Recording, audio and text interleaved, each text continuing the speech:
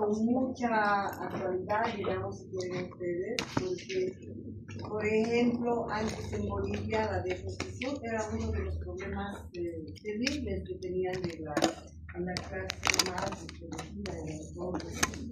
Sin embargo, esto ha disminuido en la frecuencia, la desnutrición, pero ha aumentado terriblemente la obesidad.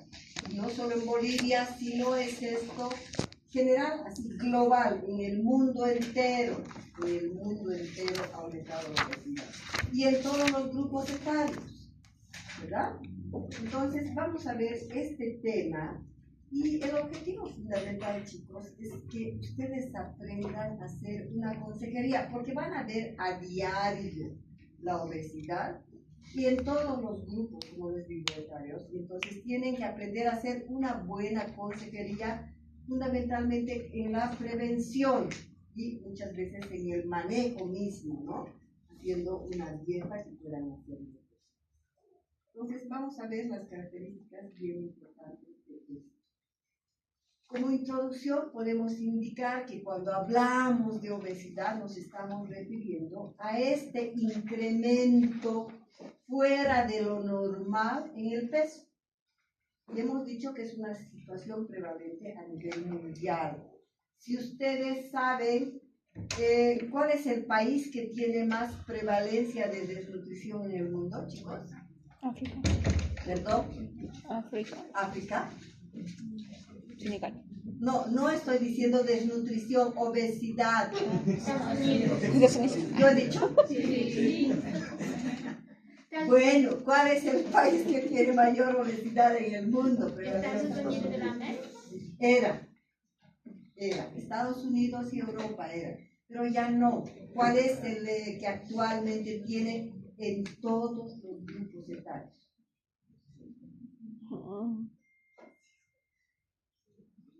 México.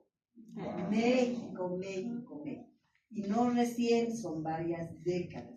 México está en la vanguardia de la obesidad a nivel mundial en todos los grupos etarios. ¿Ya? Por múltiples situaciones que tienen relación con esto, vamos a ver, ¿ya?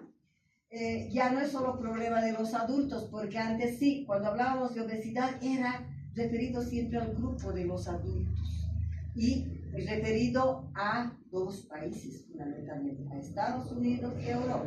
Estos eran los que tenían mayor incidencia en la obesidad. De todas formas, la obesidad, ya saben ustedes que es una situación que implica riesgo para múltiples enfermedades, ¿no es cierto? Entre ellas encontramos la más importante en la vida adulta, ¿cuál es? La diabetes tipo 2, ¿verdad? Todo el mundo tiene ahora desde gente joven, adulta, que tiene diabetes. Es obesa y termina en diabetes. Pero lo triste es que antes no se veía, digamos, diabetes en los niños, pero ahora sí. Hay diabetes en los niños, diabetes infantil, que no es la de tipo 1, la de tipo 2. Vemos dislipidemias en niñitos de 9, 10 años con colesterol alto, triglicéridos altos, con hipertensión. O sea, cosas increíbles, hiperinsulínicos medio mundo, porque ya hay una falla de la glándula para que regula todo este problema de la diabetes. Entonces, cuando hablamos entonces de obesidad, sabemos que es un problema multicausal, así como es la desnutrición, ¿verdad?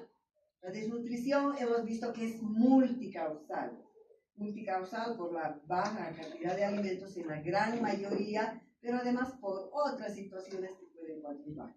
Aquí tiene mucho que ver el tipo de alimentación. El tipo de alimentación en las últimas décadas ha cambiado radicalmente. Antes las mamás cocinaban, las mamás en la gran mayoría se quedaban en la casa y su labor era fundamentalmente una labor de crianza a los niños, de mantener el hogar y el hombre es el que trabajaba. Pero ahora salen las mujeres a trabajar. Entonces, como ambos trabajan, las mujeres ya no saben más cocinar. Entonces, todos los papás llegan con su bolsita de comida, ¿no es cierto?, del trabajo, para que coman todos. ¿Y qué llevan? Es esta comida que se hace en la calle. Esta comida que es chatarra total. El pollito con papas fritas, ¿no es cierto? Y además con mayonesa y con otras cosas. Y que les encanta a todo el mundo, menos a mí. Y me gusta también. Entonces, el tipo de alimentación hipercalórico es muy importante. El nivel cultural y socioeconómico. Antes estaba relacionado la obesidad directamente con el, digamos, la disponibilidad económica que tenía cualquier familia. Entonces, cuanto más tenían, se daban los gustos y comían mejor y tenían un cierto tipo de obesidad o por lo menos un buen estado nutricional. Pero esto ha cambiado. Ahora se ve, chicos, en la gran mayoría más bien, no estos estratos que tienen dinero, porque más bien estos invierten en cuidar su salud, porque saben que toda esa chatarra, toda esta comida hipercalórica es dañina. Y entonces comen, la gente ya más instruida por un cierto nivel cultural, busca comida saludable, hacen una comida saludable. En las élites más bien eso, hacen ejercicio, hacen una serie de situaciones que van a mejorar esta que es la obesidad. El estilo de vida es precisamente eso. Es tener un estilo de vida saludable que implica prevención, hacer ejercicio, hacer deporte, comer comida sana, sacar un poco las grasas, etc. Todos están con su botella de agua, etc. Y la otra situación es la tecnología. La tecnología tiene mucho que ver. Fíjense, antes todos los niños salían a la calle, jugaban o a los parques, era su diversión, hacían mucho ejercicio, no necesitaban otro tipo de situaciones, pero ahora tienen las computadoras, tienen los celulares y ahí están todo el rato, ¿cierto? Esto de la tecnología tiene mucho que ver. Además, chicos, ya saben ustedes que el celular está absolutamente prohibido y está comprobado, con la neurociencia, comprobado que no se debería dar hasta que el niño tenga más o menos 12 años. Pero peor en los niños pequeños. Pero nosotros vemos incluso en las salas de espera de los consultorios como la madre está con su celular y el pequeñito está viendo esos jueguitos, etc. Este movimiento rápido que hay es muy dañino. Eso es lo que hace daño. Lo mismo que la tele. No se debería ver, no es lo mejor para un niño. Aunque digan educativo, es preferible hacer estas cosas educativas con cosas estáticas como se hacía antes, con dibujos, con libros, con imágenes, que el niño tenga la capacidad de procesar eso en forma no así tan violenta como pasa en las imágenes o como pasa el celular. Y además que produce adicción el celular, ¿verdad? En los niñitos, porque libera una serie de neurotransmisores de la adicción, así como si se estuvieran drogando. Entonces libera estos neurotransmisores que le producen placer y por eso que en adolescentes, en niños pequeños, les quitan el celular y gritan, se desesperan la tablet, ¿verdad? Entonces, la tecnología ha influido mucho en diferentes situaciones. Está comprobado que produce atrofia prefrontal el uso del celular. Es muy grave. Aísla, digamos, le impide hacer relaciones, no me estoy saliendo del tema, pero que valga la pena porque es importante esto. Hace, por ejemplo, redes así cortas de ver la imagen que saltan el hipocampo, donde es el nivel de la socialización, digamos, y entonces van redes así directamente, por eso estos son ensimismados con ellos mismos, no socializan, no saben relacionarse, no saben solucionar problemas, un sinfín de problemas graves, por si acaso, para que eduquen también eso. Tiene que ver también con la obesidad, la genética y la herencia. Ha habido una infinidad de estudios referente a esto, cómo tiene que ver la herencia, la genética, la transmisión. Por ejemplo, se ha visto, especialmente hay mucho documento después de la Segunda Guerra Mundial. Acuérdense que en esa época han hecho una serie de experimentos, ¿verdad?, con seres humanos. Mengele y otros médicos más de esa época han hecho. Y han visto, por ejemplo, para relacionar esto, si tenía que ver algo con obesidad, han separado niños, estos que quedaban huérfanos, gemelos, por ejemplo, que nacieron con un peso semejante, pónganse con 2 kilos. Y han ido a 2 familias diferentes, y esto han hecho un seguimiento a varios de este tipo, ¿no? O de hermanitos más o menos de la misma edad, iban a familias diferentes, a una extremadamente pobre y a otra familia que sí era pudiente y que tenía una buena relación. Acuérdense que después de las guerras siempre ha habido hambre en todas esas sociedades, ha habido una hambruna terrible, ¿no? Entonces, estos niños han visto que yendo a 2 familias, eran hermanos gemelos idénticos, sin embargo, la ganancia de peso ha sido muy similar. Yendo a una familia pobre y el otro a una que sí tenía capacidad de tener una buena alimentación, la diferencia era medio kilo o menos, comiendo cosas diferentes. Entonces decía que la genética definitivamente tiene que ver. En animales, por ejemplo, en las ratas, lo mismo. Se hacía a estas ratas que tenían una genética, una serie de experimentos, y más o menos estas, por la genética, el desarrollo, digamos, de las capas obesas eran totalmente diferentes con otras que tenían un componente de madres ratas obesas, digamos, ¿no? Entonces, esto definitivamente hay. Por eso es que a veces son familias de obesos y los hijos son también obesos, que hagan lo que hagan. Se ha visto que, por ejemplo, al referirse a esto también hay algunos que tienen una disminución de enzimas de la lipasa, por ejemplo, que destruyen las grasas, ¿no? Y por lo tanto, por más de que coman poco, acumulan cada vez más y más grasa. ¿Cómo conceptualizamos la obesidad en primer lugar? Cuando hablamos de obesidad, debemos considerar que la obesidad, chicos, es una malnutrición.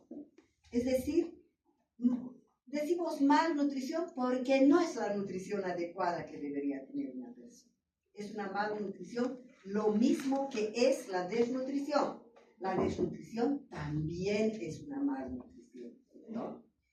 Es muy frecuente en niños y jóvenes de países desarrollados. Esta era la regla en general, la regla. Sin embargo, ahora se habla mucho de que no es propiedad de los países desarrollados, donde ha sido por décadas, sino que más bien países en vías de desarrollo, como es Bolivia, como algunos lugares del Brasil, etcétera, tienen bolsones de pobreza, y en ellos también se ve obesidad por el tipo de alimentación. Y su característica fundamental es el exceso de grasa corporal, es que hay un acúmulo de grasa en su cuerpo. La Organización Mundial que menciona que el 60% de los adultos que son mayores a 40 años en países desarrollados tienen peso superior al deseado.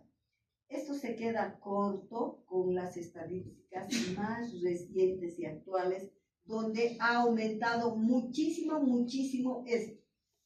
No queda ahí en más del 60%, es mucho más. ¿De qué resulta la obesidad? ¿De cómo surge la obesidad? Surge de un desequilibrio entre la ingesta y el gasto energético, ¿sí? Entonces, es lógico decir que a mayor ingesta de nutrientes o de diferentes alimentos y el gasto energético que tiene una determinada persona tiene mucha relación, ¿verdad? No es lo mismo el gasto energético de un deportista que de una persona sedentaria. Nunca, ¿verdad? Este otro quema cantidades grandes de calorías. El que tiene un trabajo manual, el que carga cosas, el leñador, etcétera, ¿no es cierto? Que uno que es oficinista y es sedentario. Es diferente. Entonces, hay una relación directa, entonces, entre la generación de la obesidad, entre la ingesta y el gasto energético. Cuando la ingesta supera al gasto que produce mi cuerpo, entonces se generará mayor cantidad de grasa y se almacenará en mi cuerpo, en los depósitos. Los depósitos energéticos son toda la grasa que tenemos en el cuerpo, todo este panículo graso, ¿verdad? Este es el depósito energético. Fíjense esta imagen, chicos, es de un libro que he leído en relación, un libro de pediatría en relación a la nutrición en pediatría. Este libro es mexicano y de ahí saqué esta imagen que es tan explícita, ¿no es cierto? De por sí nos habla solita la imagen. Son dos niños obesos, escolares probablemente, y fíjense, tienen rollos hasta en los brazos, ¿no es cierto? Pero ¿qué están haciendo estos chiquitos? ¿Qué están comiendo? Fíjense.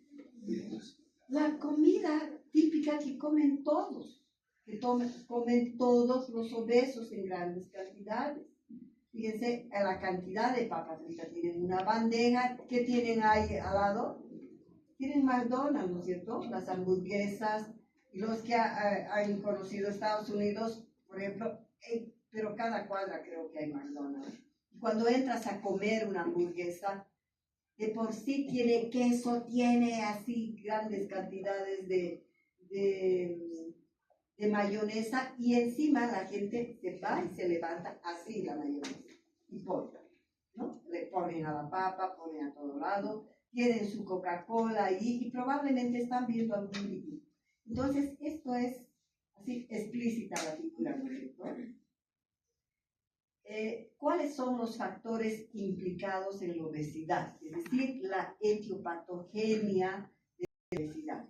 Y ya hemos dicho que es multifactorial, ¿no es cierto? Hay factores socioculturales bien arraigados en las sociedades, y los estratos socioeconómicos bajos en general. Estos hábitos son terriblemente, se transmiten de generación en generación. Y en cuanto a los hábitos alimentarios, a las creencias, donde se dice que para esa persona, para ese grupo social, digamos, mínimo debería haber 3 comidas, 4 comidas en el día, y que cada comida nos deje, pero así, que ya no entra nada más. Todos deberían quedar bien saciados, totalmente hartados, ¿verdad?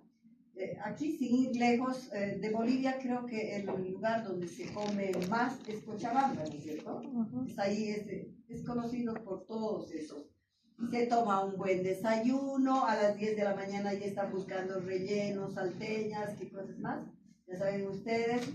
El almuerzo, que lamentablemente ahorita van al almuerzo y comen salchipapas, comen pollito con papas, todas esas cosas que son chatarra. Y además se ha puesto tan de moda en los últimos años las pastas, que antes era raro. Pastas comíamos rara vez, llevaba hacia un tallarín, así, sin mayor sofisticación, pero ahora, ¿quién no le ponen al fideo, verdad? Hay pastas de todo y es una cosa así. Entonces hay una serie de creencias que cuanto más se come, esa persona será más saludable. Incluso, chicos, en las propagandas de las leches, por ejemplo, ponían propagandas de bebés rollizos y a su lado ponían una lata de leche.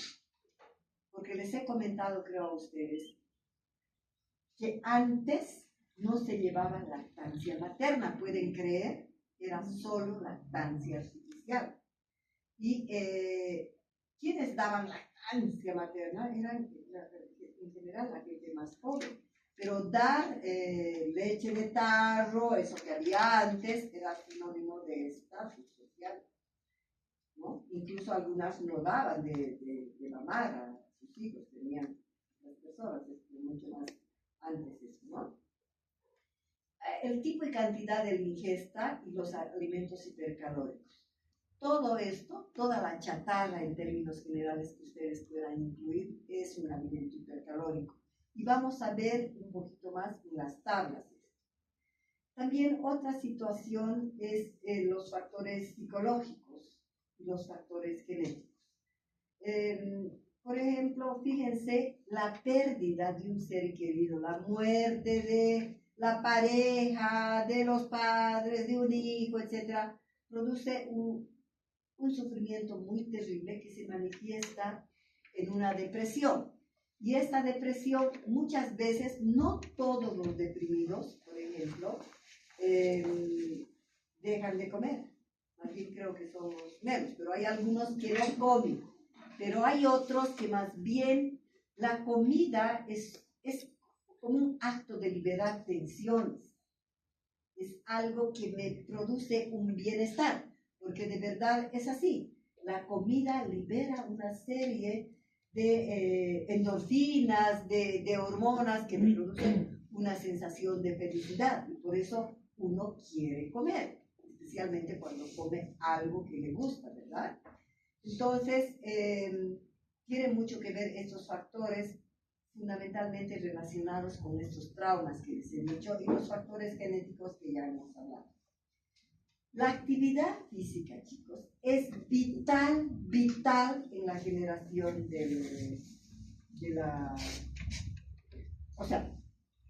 la parte contraria a la actividad física, que sería el sedentarismo, ¿no? Entonces, aquí nosotros estamos viendo que esta foto nos habla de un sedentario. Fíjense la cantidad de cosas que consume este muchacho.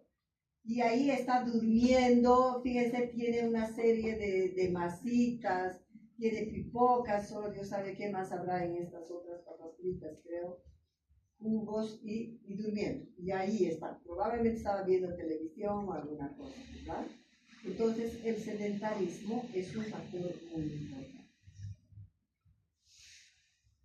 También es importante que conozcamos nosotros la composición y el metabolismo del tejido adiposo. Si obesidad es sinónimo de exceso de grasa corporal, es importante conocer que el tejido adiposo en los niños examinados, en un gran porcentaje cercano al 100%, 98% son triglicéridos. Y ustedes saben que los triglicéridos se oxidan en ácidos grasos, ¿verdad? Y a partir de los ácidos grasos viene la fuente de energía. Los depósitos grasos están en relación con la ingesta energética y el gasto energético. ¿Ya? A mayor ingesta y menor gasto energético, habrá mayor depósito graso. Y entonces, este gasto energético de la persona sedentaria, estamos hablando de una persona que tiene una vida muy poco movida, sedentaria, por eso, ¿no? En este caso existen tres componentes. Fíjense, el metabolismo basal, que se ocupa del consumo de la mayor parte de la energía, el 73%. La actividad física, que en el sedentario será levantarse de la cama, tal vez tender su cama, ir al baño, cepillarse los dientes, etc. Estas cosas así rutinarias, cortas, que sí las tiene que hacer. Y la termogénesis, todo este conjunto de estrés, el frío, todas estas otras funciones metabólicas, un 15%. ¿Alguien me puede decir, chicos, en qué consiste el metabolismo basal? ¿Qué es el metabolismo basal? La cantidad de calorías necesaria para mantenerse vivo. Muy bien, esa es la respuesta. Metabolismo basal es la cantidad mínima necesaria de energía para sobrevivir. Por ejemplo, cuando se hacen mediciones del metabolismo basal, existen condiciones para medir el metabolismo basal. Y se dice que, por ejemplo, si te van a medir un metabolismo basal, tú tienes que estar en ayuno más de 12 horas. No tienes que comer ningún alimento, ni siquiera líquidos. 12 horas así de ayuno total. Luego entras al lugar donde te van a hacer este examen, que es un lugar encerrado, plácido, de un color suave, donde no estén las ventanas abiertas, nada, que tenga una buena temperatura, no debe hacer calor ni debe hacer frío. Estar echado en una camilla totalmente relajada, mejor si estás con los ojos cerrados. Entonces, como no has consumido absolutamente nada, el trabajo gastrointestinal de la digestión es casi nulo. El trabajo muscular, estás totalmente relajado, plácido, nulo, que hay un gran consumo ahí. Entonces, ¿para qué entonces simplemente necesitamos la energía? ¿Con qué hay gasto de energía? En esas condiciones. Es para mantener el funcionamiento cardíaco, que mi corazón siga latiendo, porque si eso más para, yo muero, pues, ¿no es cierto? Para que siga respirando. Incluso los riñones dejan de trabajar o trabajan lo mínimo necesario, lo que debe ser lo mínimo, nivel basal, la temperatura, todo.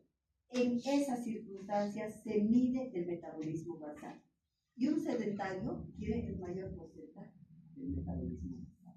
¿Ya? Pero esto es totalmente diferente si yo mido, digamos, cómo es el metabolismo de un deportista, por ejemplo. ¿Ya? Terrible. Dependiendo, digamos, si quiero medir esto, después de un ejercicio intenso, es totalmente diferente, absolutamente todo, ¿cierto? Será muy diferente. Incluso durante el ejercicio mismo, sabemos que toda la energía prácticamente se va hacia los músculos que trabajan el organismo. La circulación, la sangre también, si yo estoy corriendo en una maratón y mido en ese momento, el 70% de la circulación de todo mi gasto se va a ir al músculo que está trabajando. Entonces son situaciones completamente diferentes. ¿Cómo es el desarrollo del tejido adiposo y de los adipocitos? Existen características muy notorias del tejido adiposo en las diferentes etapas de la vida. Y aquí vamos a ver, en el periodo intrauterino, estamos hablando del feto, ¿verdad? Del feto. Porque no vamos a hablar de esta primera época de la embriogénesis. Entonces, en el periodo intrauterino, ¿qué es lo que en esta vida fetal en general?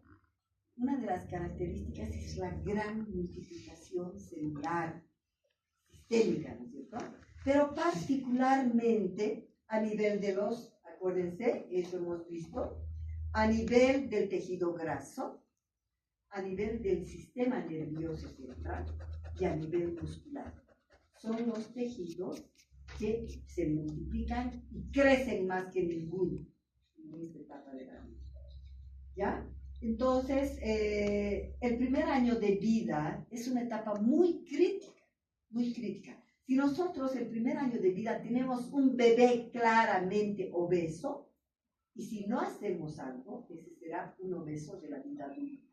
Porque en esta época del primer año de vida hay un incremento grande del tejido adiposo a expensas de que aumenta mucho el tamaño del adipocito. Aumenta terriblemente. No tanto el número, sino el tamaño. Pero otra etapa crítica es la fase primaria, la fase inicial de la adolescencia, que es la pubertad.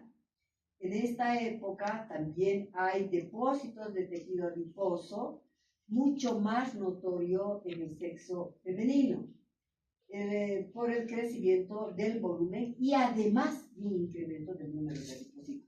Acuérdense que lo que hemos dicho, que en la pubertad redondean las caderas, ¿verdad? hay un colchón debajo de las glándulas mamarias de grasa a nivel de glúteos, etc. En diferentes lugares del cuerpo, de las mujeres particularmente, hay un acúmulo de tejido adiposo.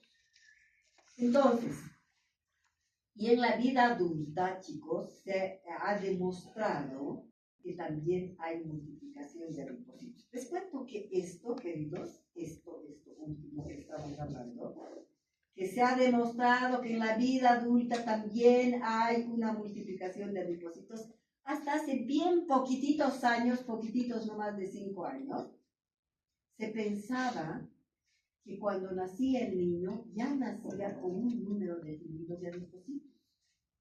Y que sí era, eso se pensaba antes, que cuando hacían la obesidad en forma más tardía, lo único que hacía el adipocito era aumentar su tamaño. Aumentaba su tamaño.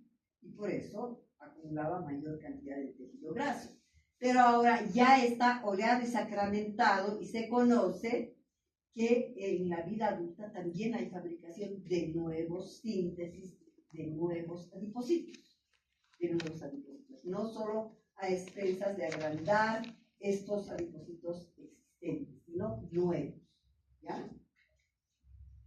En términos generales de esto, se deduce que el primer año de vida y la pubertad siguen siendo, de todas formas, los dos periodos sensibles para el inicio de la obesidad. Siguen siendo críticos estos. El primer año de vida y la pubertad. Por eso es que aquí, fundamentalmente, en la vida pequeña, la obesidad debemos tratar, debemos hablar, debemos intervenir ya esta situación. Acá, chicos, esto ya lo saben muy bien ustedes. Energía disponible en los alimentos por 100 gramos. ¿Ya? Y aparte, definir qué es un paciente saludable. Un paciente saludable, a ver, escuchen bien esto, es aquel cuyo aporte alimentario es suficiente para satisfacer las demandas metabólicas. Así de simple. Entonces, yo debo comer, si quiero ser saludable, exactamente lo que mi cuerpo necesita para cumplir todas las funciones metabólicas. Pero no es así. Siempre excedemos. Probablemente cuando éramos más pequeños, cuando éramos niños, sí comíamos buena cantidad, pero también nos movíamos más y quemábamos más, ¿verdad? Pero cada vez el hombre es más sedentario, por eso que vemos mayor cantidad de obesidad. También saben muy bien que la oxidación de 1 gramo de hidratos de carbono me proporciona 4 calorías. Y la oxidación de 1 gramo de grasa es la que más calorías me da, 9 calorías. Y la oxidación de 1 gramo de proteínas me da 4 calorías, ¿no? También es necesario que conozcamos en pediatría, lo que es una dieta equilibrada. Y una dieta equilibrada es así, que el 50% de la comida debería ser hidratos de carbono en los niños. Hidratos de carbono de toda naturaleza, tratando de disminuir un poco los derivados de las harinas, ¿verdad? Pero tenemos porotos, garbanzos, otras cosas, maíz, todo que tiene hidratos de carbono. Entonces, grasas que corresponden al 35% y proteínas al 15%. De estos 3 grupos alimentarios, ¿cuál es lo más económico, chicos? Lo más fácil de conseguir. Hidratos de carbono, donde sea en cualquier parte del mundo, ¿verdad? Y lo más caro, proteínas, las carnes, ¿no es cierto? En términos generales. Pero fíjense qué pasa en Estados Unidos. En Estados Unidos la gente sale al trabajo temprano en la madrugada y regresa en la noche a su casa. ¿Y qué se llevan? Se llevan su sándwich. Los que han ido allá ven cómo sale la gente, se preparan ellos. Pero también cerca al trabajo, a cualquier trabajo, ¿Qué les está pasando, pues? No sé cuántos ya han salido. Bueno, entonces les decía que se preparan sándwiches en general en base de jamones, de bacon, de embutidos, de toda cosa, y le ponen ahí su mayonesa, etc. Por lo tanto, los hidratos de carbono los reducen un poco a 45%, pero aumentan las grasas. Un poco también, un 5%. Y las proteínas, aunque sean caras, ellos tienen, digamos, un acceso fácil. Pero, ¿qué pasa en el otro extremo de la vida? En el otro extremo. Sin ir lejos, chicos, aquí en Cochabamba se encuentran las 3 provincias más pobres de Bolivia. Aquí en Cochabamba. Está Tapacarí, está Bolívar, ¿y cuál es el tercero, chicos? ¿Perdón? Tapacarí, Bolívar y hay un... Bueno, es otro más, pero están los 3 en Cochabamba. Es así, arriba, allá lejos, en la sierra, en las montañas, ¿no? Entonces, ahí, por ejemplo, la gente es extremadamente pobre porque no tiene agua, viven ahí, no tienen cultivos y solamente cultivan algo que en la época de lluvia y que es el sustento para todo el año. Son pobres. Ahí. Tienen sus animalitos. Cuando salen, digamos, venden una ovejita. Y alguna vez he escuchado yo criticar a gente, no les diré tonta, pero criticar sin ningún criterio, que cómo venden en vez de comer la proteína si no tienen nada. Es que no. Fíjense, si ellos se lo comen, lo van a comer en un día o 2 días. Pero si van y venden, ellos traen arroz, traen fideo, traen azúcar y se traen grasa. Ellos van hacia la cancha. Los que conocen La Pampa, hay un lugar donde venden grasa pura de res, grasa así seca. Y eso compra esta gente pobre. Y se lleva, y es su fuente de energía. Entonces hacen su comida así pobre y le ponen grasita, por lo menos, para que tengan algún aporte calórico, ¿no? Y son poblaciones bien pobres. Han ido varios internos a trabajar ahí, pero han trabajado y han aprendido lo que es la pobreza, todo, ¿no? Yo creo que es un trabajo muy bueno este. Entonces, fíjense, el aporte de hidratos de carbono en estas poblaciones pobres, que podríamos hablar igual si es en el Asia y en el África también, ¿no es cierto? Hidratos de carbono un 80-85%, las grasas de 8 al 12% y las proteínas lo mismo, probablemente incluso es hasta un valor menor, ¿no? Ahora, aquí, queridos, en todas las tablas que he conocido, tablas que hay en medicina interna, en nutrición, en fisiología, en pediatría, etc., esas tablas están así, ponen todo, un chorro, ¿no? Soltando. Un poquito he modificado yo esto para que ustedes puedan contrastar y para que se les quede grabado con algunos alimentos, ¿no? Entonces he puesto como alimento, no viene así, pero alimentos hipercalóricos.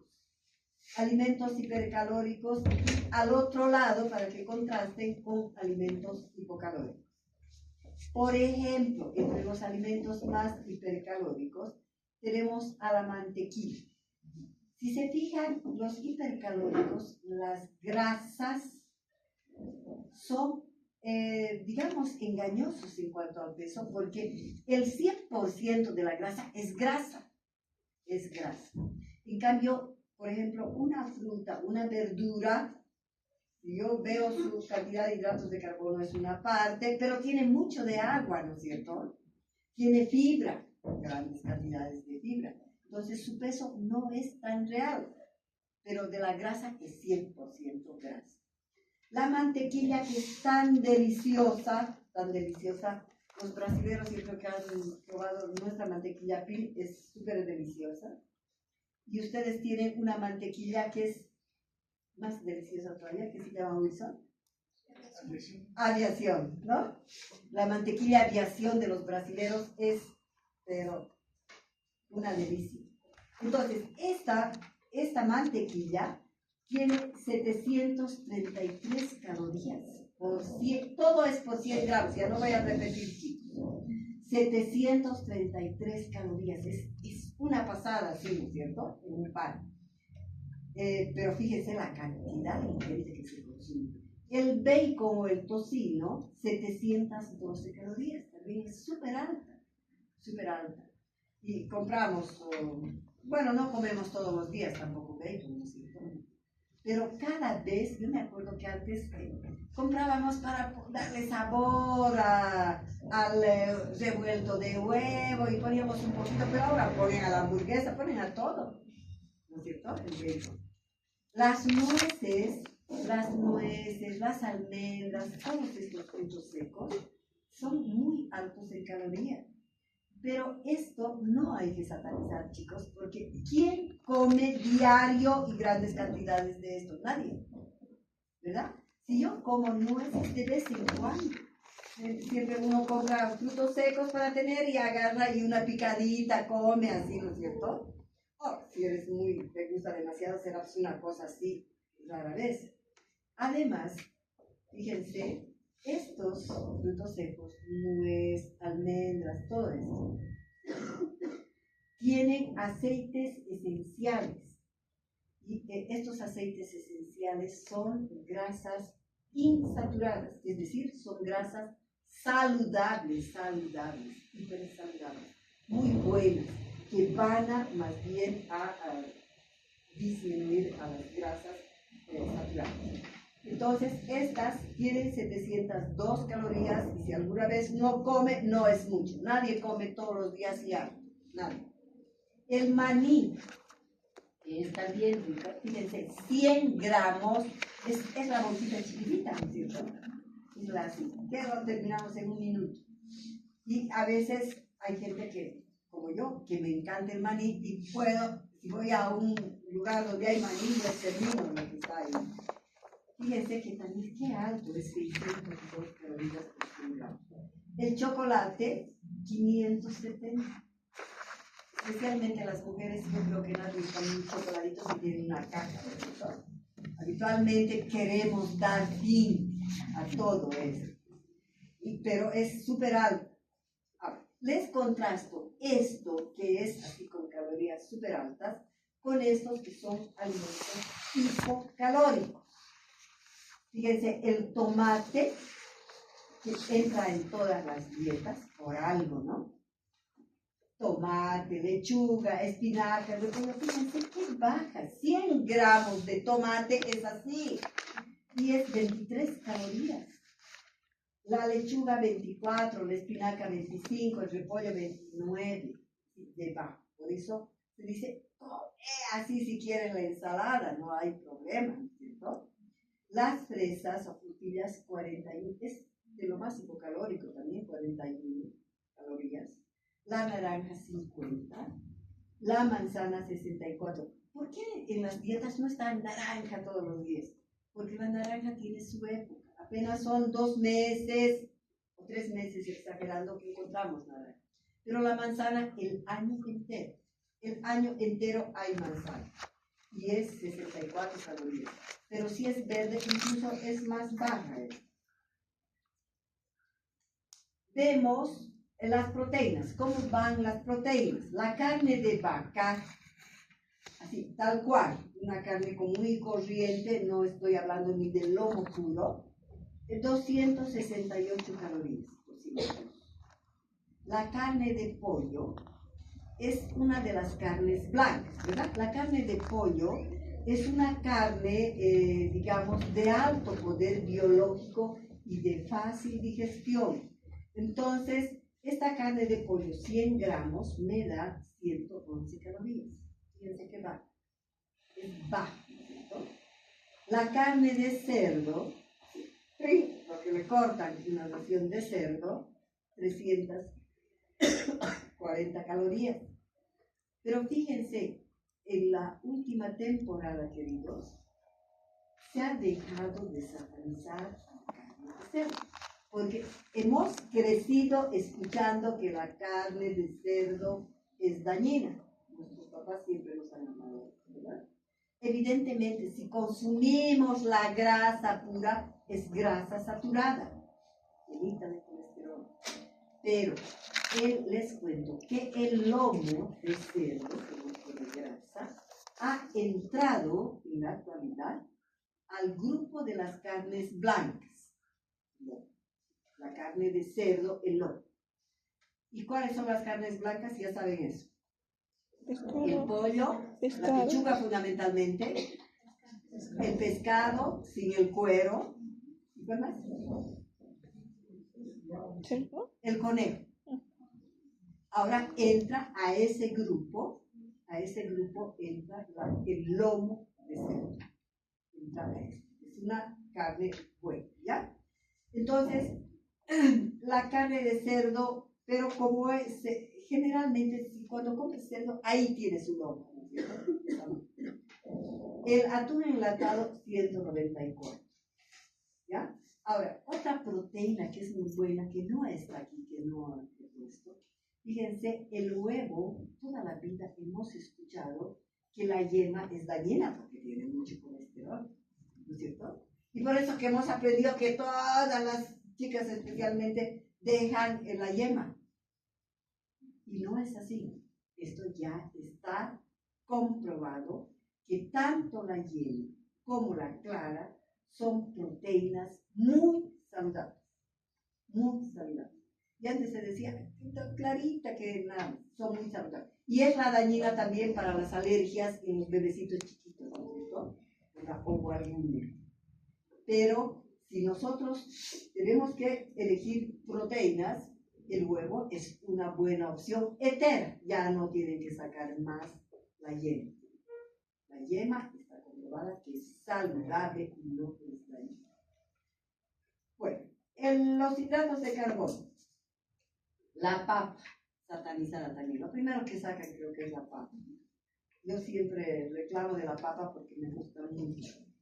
Porque se puede comer papa con todo, ¿no es cierto? Papa con sal, con queso, con lo que quiera.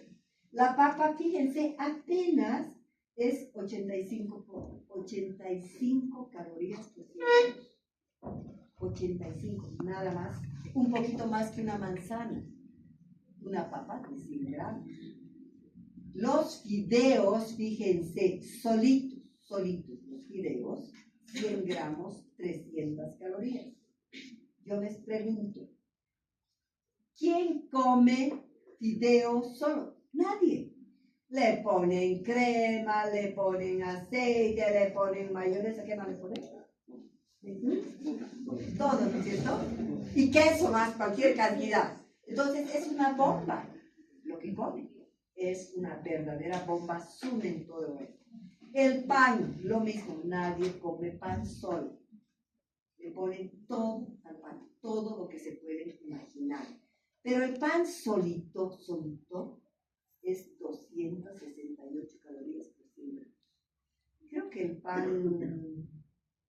pan de las tiendas es 100 gramos, ¿no? ¿Cuánto es? ¿A 60 es? Ya. Sí, creo que sí. Bueno, de todas formas, un pan con 100 gramos son 268 calorías. Pero si comen pasteles, tortas, todo lo que está ahora de moda, 300 a 700 calorías. Fíjense, queridos. Entonces, definitivamente nomás el hecho de sacar estas pastas, fideos, pan, pasteles, etc., nos permite hacer una bajada de peso increíble. Pero ahí no es todo, ¿verdad? Pero para hacer una consejería de una alimentación, tienen por lo menos las bases para que puedan ustedes hablar de esto. ¿Cómo diagnostico a la obesidad? Para el diagnóstico se toma en cuenta la clínica. La clínica, ya aquí vamos a hablar de la clínica, basta describir a lo que es una persona obesa, un gordo, ¿verdad? Rollo desde aquí, desde el cuello hasta abajo, rollo de grasa, ¿no es cierto? Hay tablas de peso y talla según edad, según sexo, particularmente en pediatría, y hablamos de sobrepeso cuando está por encima del percentil 75 y de obesidad cuando está por encima del percentil 90. Ahí tienen dos gorditos, papá y hija. ¿No ve? Así es. Ahora, en el diagnóstico clínico, queridos, no es difícil la clínica, ¿no es cierto? Sí. Tenemos que hacer en la anamnesis antecedentes de obesidad en la familia porque hay familias obesas.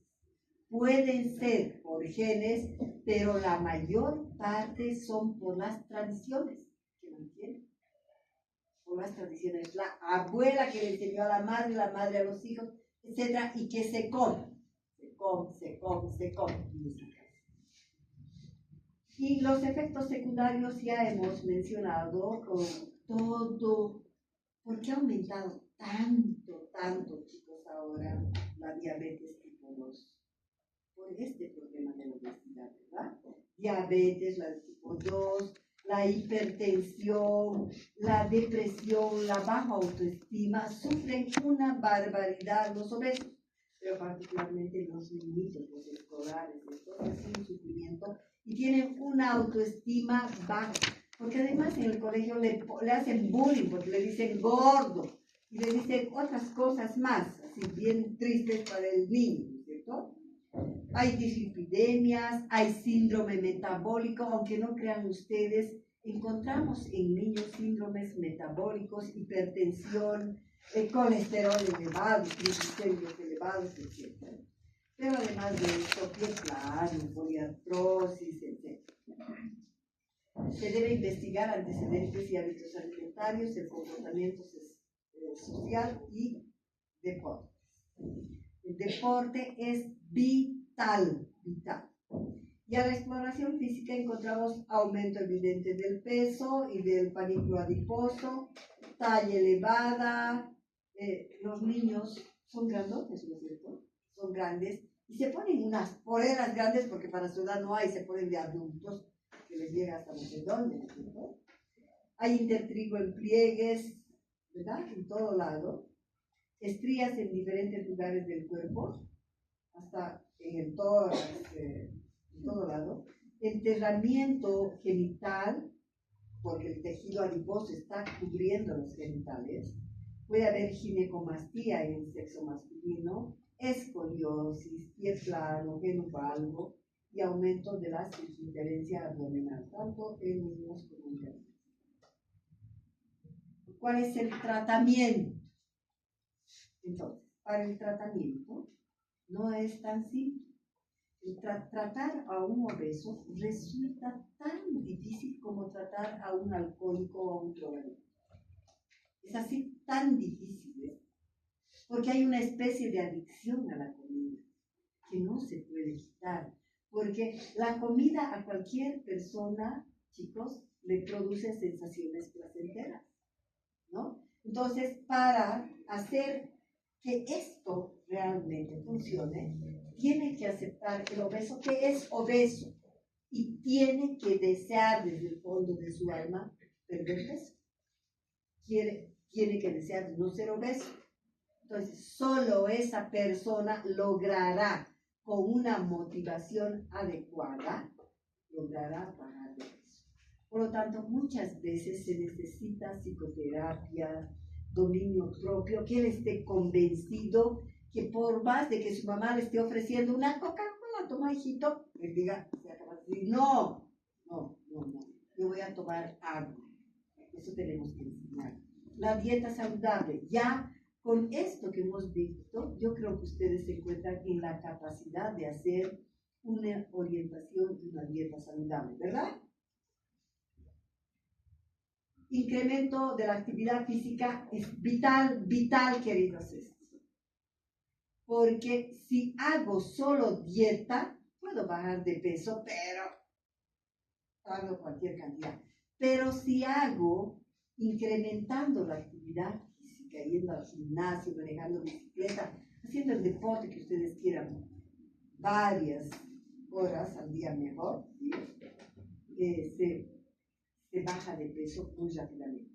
Y lo importante es reconocer que esta debe ser una rutina diaria, de parte de nuestra vida, ¿cierto? Para evitar la obesidad. Y creo que hemos terminado, queridos. ¿Tienen alguna pregunta? ¿Ninguna?